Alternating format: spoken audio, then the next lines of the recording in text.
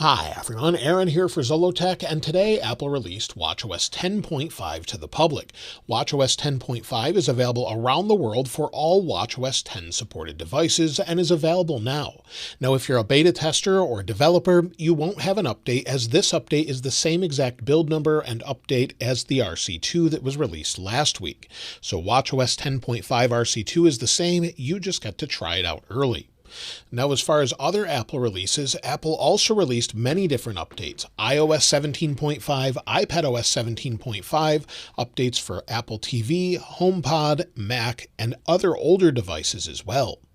Now, as far as the overall size, it's going to vary depending on which device you're installing from, but it should be around 1 to 200 megabytes or so.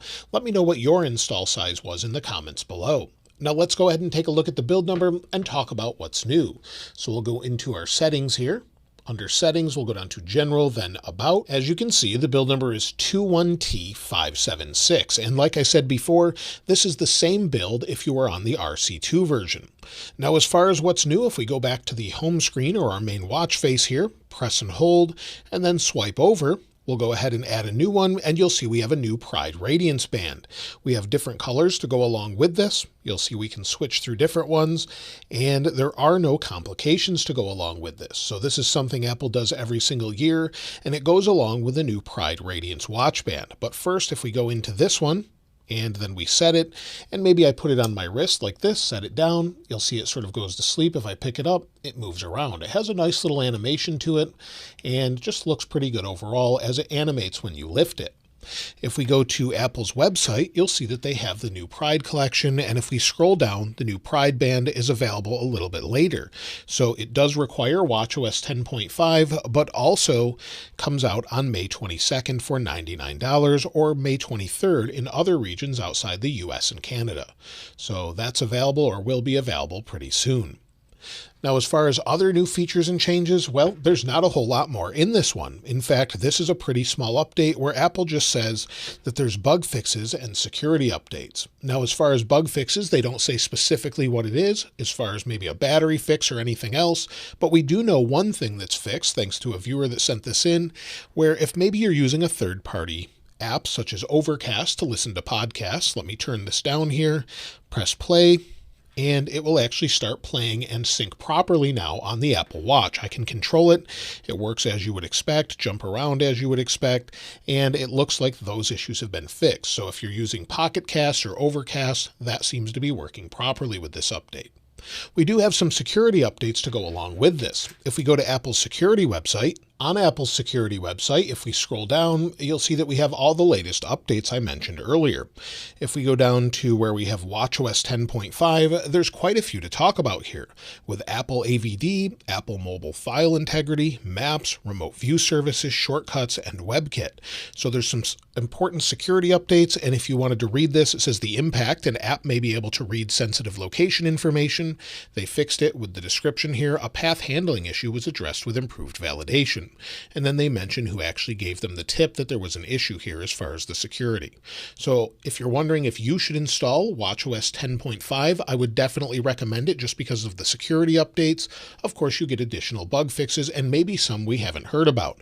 Apple really needs to update their app a little bit better. And if you have the feedback app still installed, if we go into that, it looks like it's disappeared on my device, but if you still have it and you go to their public notes, you'll see in their notes, all they say is they have 2 resolved issues for StoreKit. So they haven't really mentioned a whole lot here. This is just more on the developer side, but there's not a whole lot of updates going on with this particular one. Of course, we'll see WatchOS 10.6 next, and that's typically what we have every year. So we'll have WatchOS 10.6 Beta 1 maybe on the 14th or 15th, and then a final release sometime probably in June. However, the big updates we're waiting for will come with WatchOS 11 if Apple updates this in a big way. We do expect that for iOS 18, but we should see those specific updates probably on the 10th when Apple introduces iOS 17.5 along with WatchOS 11. So after the keynote, they'll allow that to be downloaded by developers and then usually a couple weeks later by public beta testers. As far as anything else, well, there's no other features to mention, but performance seems to be a little bit smoother in this update. That's the same with iOS 17.5, but if we go into the alarm clock here, maybe we go back to the weather, takes a second to load, but everything seems to be smooth and fast. No real issues as far as that goes. So if we go into the walkie-talkie, or maybe we want to go to the camera here, it opens up quickly on the iPhone. Everything is performing as you would expect. With battery life, battery seems to be pretty good. I know some people were having issues before with it, but you'll see I'm down to 70%. So we'll go into our battery settings here. So under settings, then we'll scroll down to battery. There's battery. And if we scroll down a little bit further, you'll see battery health. Last time I checked, I was at 100%. In fact, I'm still at 100% on my Apple Watch Ultra 1, and this is the Ultra 2. If we go back for battery life, you'll see it was last charged to 100% at 10:59. It's been down a little bit today to 70%, so it's been actually lasting me a couple days. Now, I know it really depends on what you're doing, whether you're using it for working out, if you're just monitoring information, or maybe you're just using it as a watch. It really depends, but it seems to be getting me through a couple days. But if you're just installing this, give it a couple days for it to stabilize.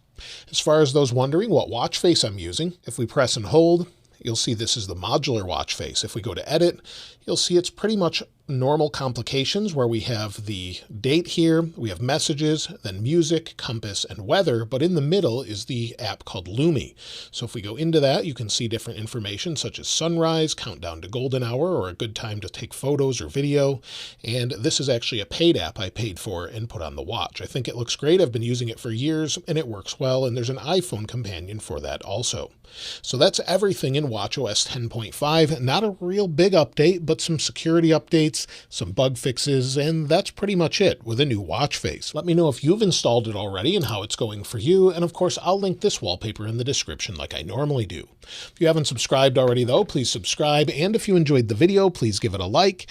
As always, thanks for watching. This is Aaron. I'll see you next time.